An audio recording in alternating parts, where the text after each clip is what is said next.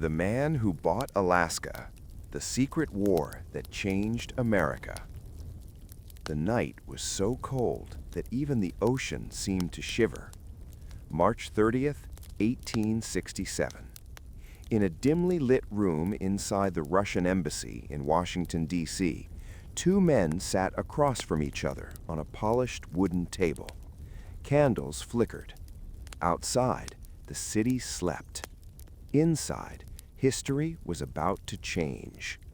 One man was William H. Seward, the United States Secretary of State. The other represented the mighty Russian Empire. Between them lay a single document, a treaty, a price, and a land so vast that few Americans even knew it existed. That land was Alaska, and in a few hours, the United States would buy it for $7.2 million. But what almost nobody knew was that this deal was not just a purchase. It was part of a secret geopolitical chess match that involved spies, collapsing empires, British ambitions, and a future war that hadn't happened yet. This is the story of the most misunderstood land deal in American history. A frozen land nobody wanted. In the mid-1800s, Alaska looked useless. Americans called it Seward's Folly, Seward's Icebox, Polar Bear Garden. People laughed at the idea of buying millions of acres of frozen wilderness. Newspapers mocked Seward relentlessly. One editorial wrote, "$7 million for ice and snow? Has Washington finally lost its mind?" But the critics didn't understand something. Seward wasn't buying ice, he was buying the future, and Russia knew it. Russia's hidden problem. By the 1860s, Russia controlled Alaska, but Russia had a serious problem. They were broke. Just a few years earlier, Russia had fought the Crimean War, 1853 to 1856, against Britain, France, and the Ottoman Empire. The war was disastrous. Russia lost badly. Their economy was damaged. Their military looked weak. And most importantly, they realized something terrifying.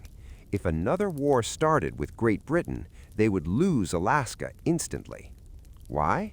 Because British Canada was right next door. If war broke out, British forces could easily march into Alaska and take it. Russia wouldn't even be able to defend it. The nearest Russian military base was thousands of miles away across Siberia.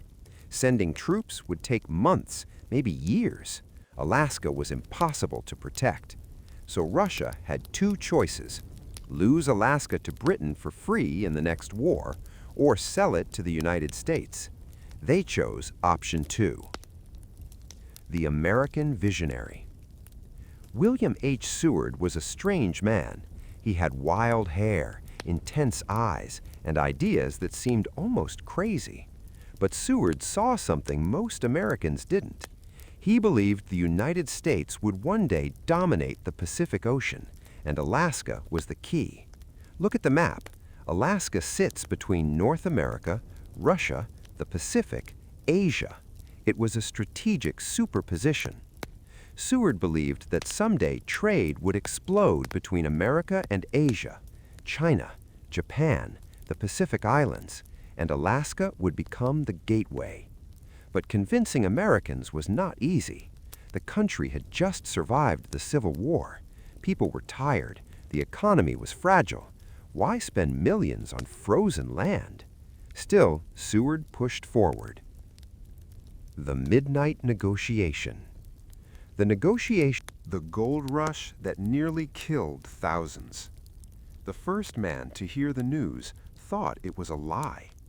It was the summer of 1897, and a steamship called the SS Portland had just arrived in Seattle.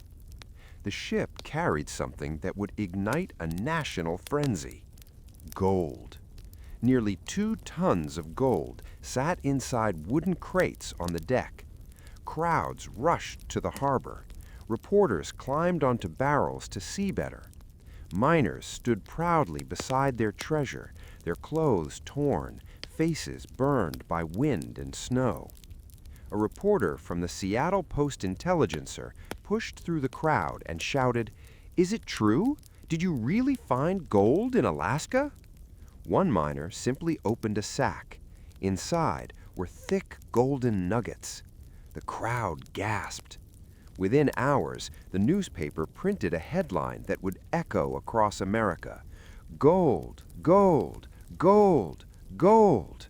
And suddenly, the frozen land people once mocked became the most desired place on Earth. The stampede begins.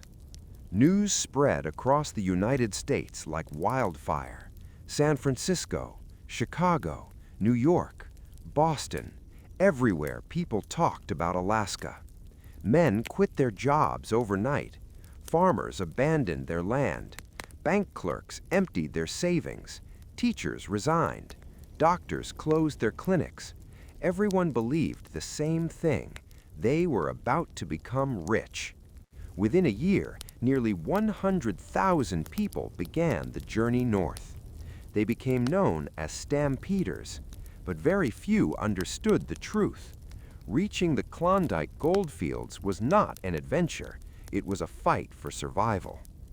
The impossible journey. The path to the goldfields was brutal. Most stampeders traveled by ship from Seattle or San Francisco to Skagway or Dyea, two tiny towns on Alaska's coast. But the real journey started after that. From there, they had to cross one of the most dangerous mountain passes in North America, Chilkoot Pass. The mountain path quickly earned a terrifying nickname: the Golden Staircase. To reach the goldfields, Canadian authorities required every prospector to carry 1 year of supplies. That meant 900 pounds of food, tents, tools, clothing, cooking gear, mining equipment, almost 1 ton of weight. But nobody had horses, or roads, or railways. So stampeders carried the supplies themselves, piece by piece, trip by trip, up the mountain. The endless climb. The final stretch of Chilkoot Pass looked like something from another world. A steep wall of snow and ice rose toward the sky.